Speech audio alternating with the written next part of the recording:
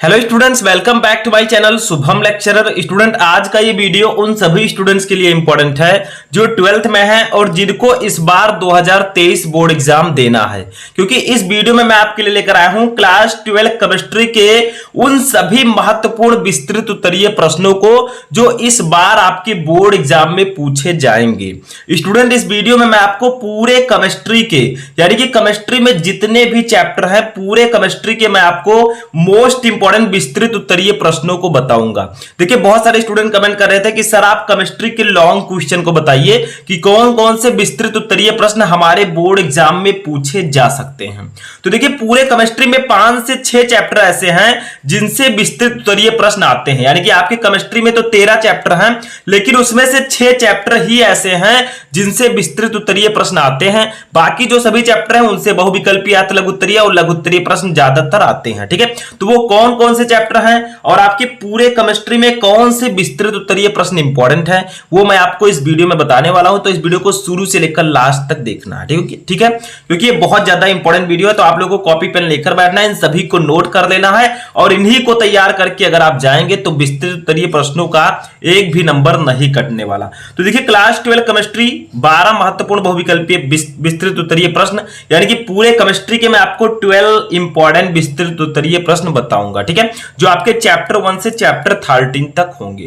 तो देखिए, सबसे पहले हम बात करें, सबसे पहला चैप्टर तो हमारा ठोस अवस्था है, लेकिन ठोस अवस्था चैप्टर से विस्तृत उत्तरीय प्रश्न पूछे जाने के चांसेस नहीं होते। ठीक है, यानी कि इनमें से विस्तृत उत्तरीय प्रश्न नहीं आते हैं। उसके बाद दूसरा चैप्टर है जो विलयन, इससे विस्तृत उत्तरीय प्रश्न आ सकता है। फिर देखिए, इस प्रकार से आएगा, निम्न पदों को परिभाषित कीजिए। यानी कि 4 आपको फर्स्ट दिया गया मोल अंश, सेकंड है मोललता, थर्ड है मोलरता, फोर्थ है द्रव्यमान प्रतिशत। तो आपको कह दिया जाएगा कि इन चारों को परिभाषित कीजिए। ठीक है, यानी कि निम्न पदों को परिभाषित कीजिए। 4 दे दिए जाएंगे, जैसे आपको मोलरता, मोललता, मोल प्रभाज, द्रव्यमान प्रतिशत, ये सब मैंने पढ़ा दिया है। तो ये ऐसे दे दिए जाएंगे और आप इसको परिभाषा लिखना है और सूत्र लिखना है। ठीक है, तो ऐसे विस्तृत उत्तरीय प्रश्नों में क्वेश्चन आ सकते हैं विलयन चैप्टर से। तो एक क्वेश्चन इसमें से इंपॉर्टेंट है। बाकी जो विद्युत रसायन चैप्टर है उससे भी विस्तृत उत्तरीय प्रश्न आने के चांस बहुत कम है। अब आते हैं अपने नेक्स्ट चैप्टर, 5वें चैप्टर पर, जिसका नाम है पृष्ठ रसायन। इस चैप्टर से भी क्वेश्चन आते हैं। ठीक है, एक आध क्वेश्चन आ सकता है। बाकी जो विस्तृत उत्तरीय में सबसे इंपॉर्टेंट चैप्टर है वो है पी ब्लॉक के तत्व, amine, alcohol, phenol and ether. ठीक है, और आपका हो गया हाइड्रोएल्केन तथा हाइड्रोरीन। इन चैप्टर से ज्यादातर क्वेश्चंस आते हैं।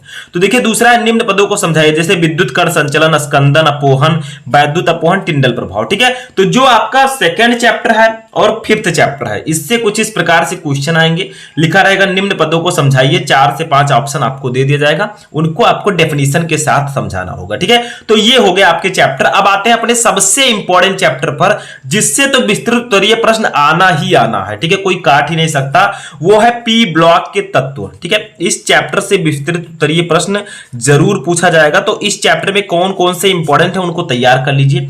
एक है हाइबर विधि द्वारा अमोनिया के औद्योगिक निर्माण का नामांकित चित्र सहित वर्णन कीजिए, इसके 2 प्रमुख उपयोग भी दीजिए। यानी कि हाइबर विधि द्वारा हम अमोनिया, जिसका फार्मूला होता है NH3, हाइबर विधि द्वारा हम अमोनिया कैसे बनाएंगे, ठीक है, इसका आपको नामांकित चित्र के साथ वर्णन करना है। यानी कि प्रयोगशाला विधि आप कह सकते हैं। ठीक है, तो हाइबर विधि द्वारा अमोनिया के औद्योगिक निर्माण का नामांकित चित्र बनाइए। ये बहुत ज्यादा इंपॉर्टेंट है, वेरी वेरी इंपॉर्टेंट है आपके इस चैप्टर में विस्तृत उत्तरीय प्रश्नों में, और इसके 90% चांसेस हैं कि आपके बोर्ड एग्जाम में आएगा ही आएगा। ठीक है, तो इसको तो बिल्कुल भी मिस नहीं करना है। चौथा क्वेश्चन है डीकन विधि द्वारा क्लोरीन के निर्माण का सचित्र वर्णन कीजिए, इसकी अमोनिया के साथ अपक्रिया लिखिए। यानी कि डीकन विधि द्वारा हम Cl2 का निर्माण कैसे करेंगे, क्लोरीन का निर्माण। ठीक है, इसका आपको वर्णन करना है और इसकी अमोनिया के साथ क्रिया लिखनी है। तो डीकन विधि भी बहुत ज्यादा इंपॉर्टेंट है, इसको भी आपको पढ़कर जाना है। ठीक है, तो ये 2 हो गए आपके किस चैप्टर से, पी ब्लॉक के तत्व चैप्टर से। ठीक है, तो इन दोनों को आपको पी ब्लॉक के तत्व चैप्टर में जरूर पढ़कर जाना है। 30% जो कट सिलेबस हुआ है उसके अकॉर्डिंग मैं आपको बता रहा हूं। ठीक है, अब चलिए देखते हैं अब हमारा 5वां विस्तृत उत्तरीय प्रश्न कौन सा है। अब देखिए, जो हमारा 5th नंबर क्वेश्चन है स्टूडेंट, वो है लैंथेनाइड आकुंचन क्या है, लैंथेनाइड आकुंचन के परिमाण क्या है। ठीक है, ये आपके किस चैप्टर से हैं, ये आपके हैं चैप्टर नंबर जो पी ब्लॉक के बाद चैप्टर है डी एवं एफ ब्लॉक के तत्व, ठीक है, ये उस चैप्टर के क्वेश्चंस हैं और इसको तो आपको पढ़कर ही जाना है, 7 नंबर चैप्टर, ठीक है। इसके बाद में हमारा नेक्स्ट आता है उपसह संयोजन संख्या वाला जो हमारा चैप्टर है, उपसह संयोजन यौगिक। इसमें क्या है, उपसह संयोजन संख्या को एक उदाहरण द्वारा समझाइए। आपने समन्वय संख्या का नाम सुना होगा, तो इसको आपको उदाहरण के द्वारा समझाना है। ये भी मोस्ट इंपोर्टेंट है आपके विस्तृत उत्तरीय प्रश्नों में, ठीक है। तो अगर बात किया जाए फर्स्ट केमिस्ट्री जो आपका है इनऑर्गेनिक केमिस्ट्री, ठीक है, जिसमें 6-7 चैप्टर 8 चैप्टर आते हैं, उनमें से 6 विस्तृत उत्तरीय प्रश्न सबसे ज्यादा इंपॉर्टेंट है, ठीक है। तो ये आपका फर्स्ट पार्ट हो गया केमिस्ट्री का। अब जो हमारा सेकंड पार्ट है, ठीक है, जो कि हमारा सेकंड पार्ट है जिसमें हाइलोएल्केन तथा हाइलोएरिल एल्डिहाइड कीटोन अल्कोहल फिनॉल ये सब चैप्टर आएंगे। इनसे हम मोस्ट इंपोर्टेंट विस्तृत उत्तरीय प्रश्नों को देखते हैं। तो देखिए 7वां क्वेश्चन जो है हमारा, ये हमारे 9th चैप्टर से है, जिसका नाम है हाइलोएल्केन तथा हाइलोएरिन, ठीक है। इसमें सबसे इंपॉर्टेंट जो विस्तृत उत्तरीय प्रश्नों में है वो है प्रयोगशाला में क्लोरोफॉर्म बनाने की विधि का वर्णन कीजिए। यानी कि प्रयोगशाला में हम CHCl3 कैसे बनाएंगे क्लोरोफॉर्म, ठीक है, इसे हम ट्राइक्लोरोमेथेन भी बोलते हैं। तो प्रयोगशाला में हम इसको कैसे बनाएंगे, बहुत ज्यादा इंपॉर्टेंट है इस चैप्टर से, ठीक है।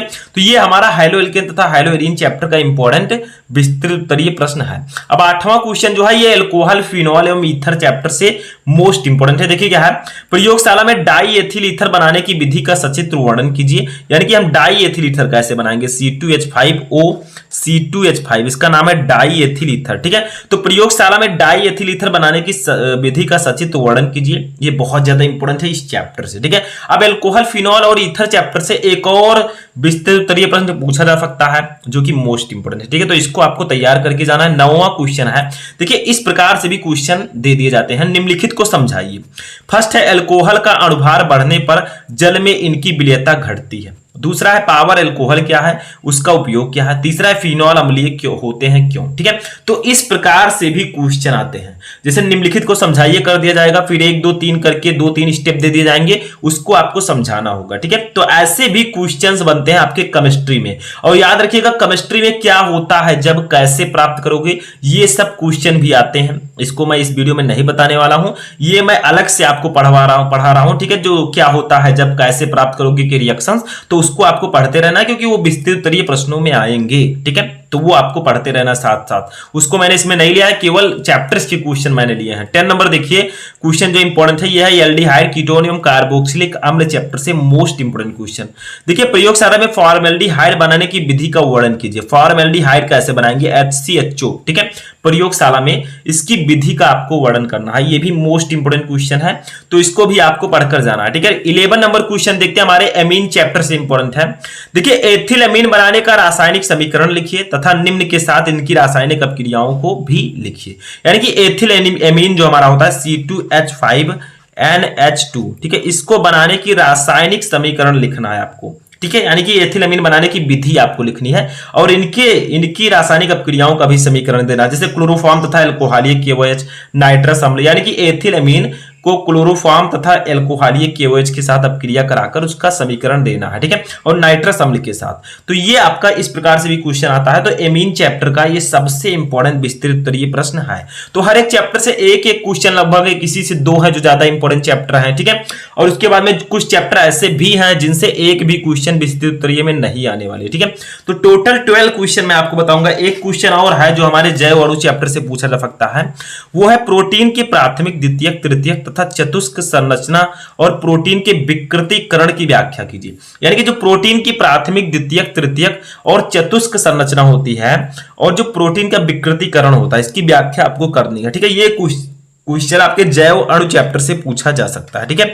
तो यहां पर अगर देखा जाए तो सबसे इंपॉर्टेंट जो चैप्टर हमें देखने को मिले वो है alcohol phenol ether, P block के तत्व, ठीक है, और एमीन हो गया, एल्डिहाइड कीटोन एवं कार्बोक्सिलिक अम्ल हो गया, हाइड्रोएल्केन एंड हाइलोएरिन हो गया। 5-6 चैप्टर बहुत ज्यादा इंपॉर्टेंट है और इन्हीं से ज्यादातर विस्तृत उत्तरीय प्रश्न आने वाले हैं, ठीक है। तो इनको तैयार कर लीजिएगा। 12 क्वेश्चन मैंने आपको बताए। अब इसी तरह अगर आपको और भी सब्जेक्ट का चाहिए, फिजिक्स का चाहिए, बायो का चाहिए, तो आप लोग कमेंट करके बताइएगा। उसके लिए आप लोग इस वीडियो को ज्यादा से ज्यादा लाइक कीजिएगा। जितना अच्छा लाइक आएगा वैसे ही मैं आपके लिए फिजिक्स एंड बायोलॉजी का भी जल्द लेकर आऊंगा, ठीक है। तो कैसा लगा आपको ये इंटरेस्टिंग वीडियो, कमेंट करके बताएं। हम मिलेंगे किसी नेक्स्ट वीडियो में नेक्स्ट टॉपिक के साथ। तब तक के लिए थैंक यू।